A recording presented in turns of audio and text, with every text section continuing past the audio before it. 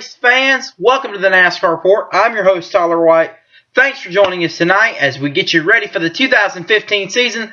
This is our third season, bringing you up to date with the latest NASCAR news, and we'll be here throughout the entire season doing just that and getting you race ready. So without further ado, let's get you started tonight with our top story heading into the 2015 season.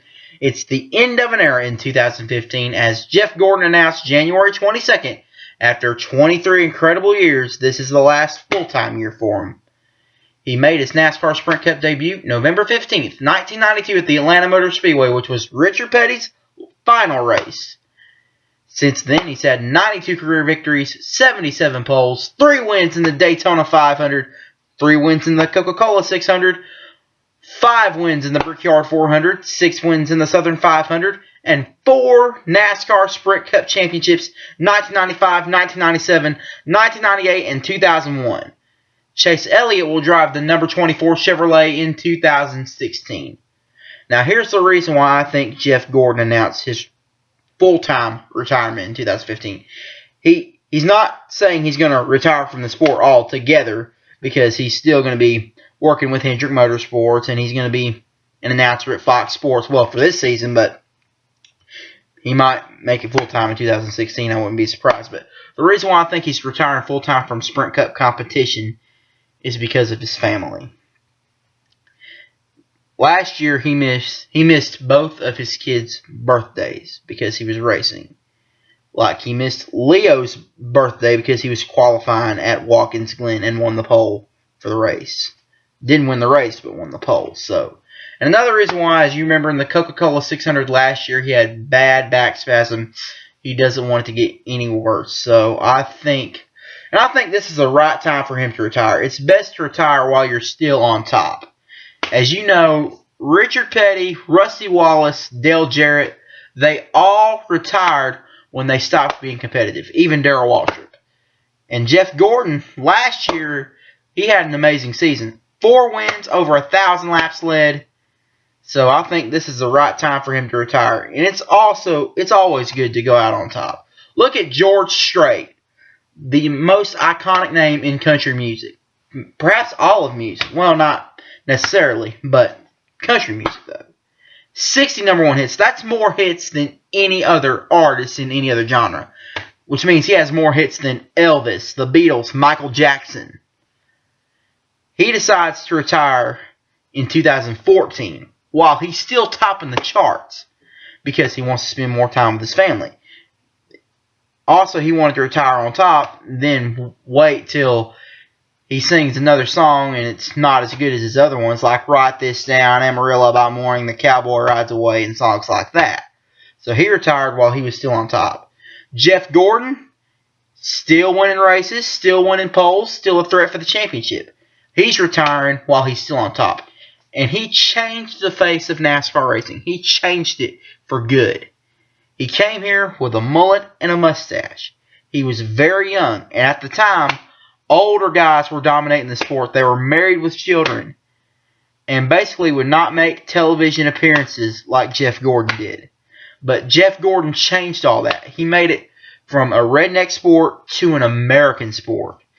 Even people who do not watch NASCAR racing on a regular basis know who Jeff Gordon is because of his very many appearances in movies and television appearances. He's appeared on over 30 television shows and was even popular on the Regis and Kelly show, which is now known as Live with Kelly and Michael, because he would co-host the show whenever Regis was unavailable and he was in New York. So Jeff Gordon was a popular guest on that show. So Jeff Gordon will be missed on the track, but we'll see more of him, I believe, in television because, as it was mentioned, he'll call 3 Xfinity races on Fox, and I wouldn't be surprised if Fox offers him a full-time job to either call the Xfinity Series races full-time, the Truck Series races full-time, or if Darrell Waltrip retires from the booth and they pick Jeff Gordon to take over. So expect Jeff Gordon to be at Fox full-time in 2016. That is my bold prediction. That's my first bold prediction I'm going to give out. Alright, let's get you ready. The 2015 NASCAR season kicks off tomorrow with 2 practice sessions. The first practice session is at 5 p.m. Eastern Time, 4 p.m. Central Time, 3 p.m. Mountain Time, and 2 p.m. Pacific Time. Then the second one will be at 6:30 p.m. Eastern Time, 5:30 p.m. Central Time, 4:30 p.m. Mountain Time, and 3:30 p.m. Pacific Time. Both of those practice sessions will be on Fox Sports 1.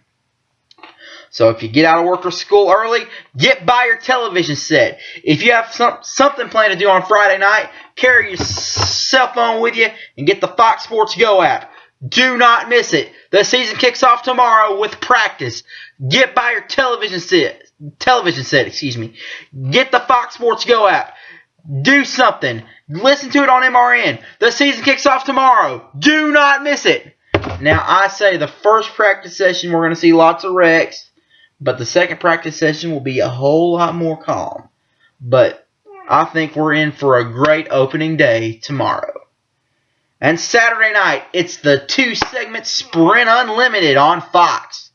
Coverage begins at 8 p.m. Eastern Time, 7 p.m. Central Time, 6 p.m. Mountain Time, and 5 p.m. Pacific Time. It's Valentine's Day, so snuggle up with your Valentine on the couch, watch the race, and then afterwards go grab a bite to eat. Or if you're a ladies' man like me, just stay home, drink a Coca-Cola, eat some wings, watch the race, and then after the race, go to the local Valentine's Day dance and dance with all the pretty girls. Now, this is more of a preseason race. It's no points. It's just the money. It's 2 segments, as I just mentioned. First segment, 25 laps. The second segment, 50 laps. So, we're in for a great race on Saturday night. Our most memorable moment, 2012, back when it was the Budweiser Shootout. And boy, was it a great race that night. It was a wild one. Jeff Gordon flips for the first time in his career. Takes a wild ride. One of the most incredible flips I've ever seen. He walks out okay, but man, that was wild. Kyle Busch, 3 amazing saves. The first save, I'm thinking, oh boy, he's going to cause a huge wreck here, and we haven't even got to the last segment. It's already the first segment. It's already the first few laps. Second segment, saves it and causes a little bit of a wreck, or causes that big wreck. The third segment, he makes the save. I'm thinking they need to do something with that car, or he's going to crash and cause a huge wreck, and only 2 or 3 cars are going to make it through. Then all of a sudden, he edges Tony Stewart at the line to win the race. I never thought he was going to win the race. That was unpredictable. So the racing we're going to see on Saturday night, it's going to be unpredictable. It's always unpredictable when you're at a restrictor plate, whether it be Daytona or Talladega. So expect to see lots of unpredictable racing Saturday night. And Sunday is front row qualifying for the Daytona 500 next Sunday. You can catch front row qualifying on Sunday on Fox. Coverage begins at 1 p.m. Eastern Time, noon Central Time, 11 a.m. Mountain Time, and 10 a.m. Pacific Time. And for the first time ever, they'll use group qualifying for the Daytona 500. Now, in the 3 restrictor plate group qualifying sessions last year, we saw guys you don't expect to see on the pole or the front row. Expect to see the same thing on Sunday. That is my bold prediction. Our most memorable moment, 2013. Danica Patrick becomes the first woman ever to sit on a pole for the NASCAR Sprint Cup Series race. What an incredible moment that was. What an amazing moment.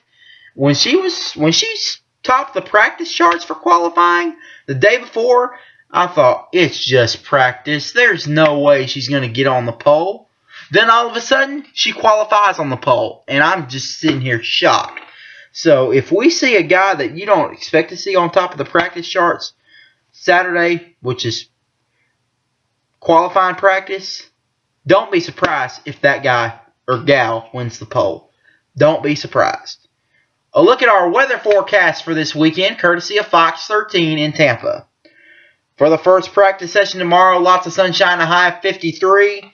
Clear skies, a low of 42 for the second practice tomorrow night. Bundle up if you're going out to the practice sessions. Matter of fact, you might need to bundle up for the whole weekend because Saturday night, clear skies, a low of 39 and a high of 57 on Sunday. Lots of sunshine, which doesn't seem cold here in Arkansas, but in Daytona, that is chilly. So a chilly weekend in store. So if you're heading out to practice Friday, the Sprint Unlimited on Saturday or front row qualifying on Sunday. Bundle up. If you're heading out to all three, you need to bundle up. Alright, that is our show tonight. We thank you so much for joining us for this first show of the new season. We've got plenty more coming up. Our next show will be Monday as we recap the Sprint Unlimited and front row qualifying. We'll show you what you can expect. We'll get you ready for the Budweiser deals on Thursday night and the Camping World Truck Series season opener on Friday night. We'll take a look back at that wild race in the Budweiser deals last year, as it was the first nighttime edition of the Budweiser deals.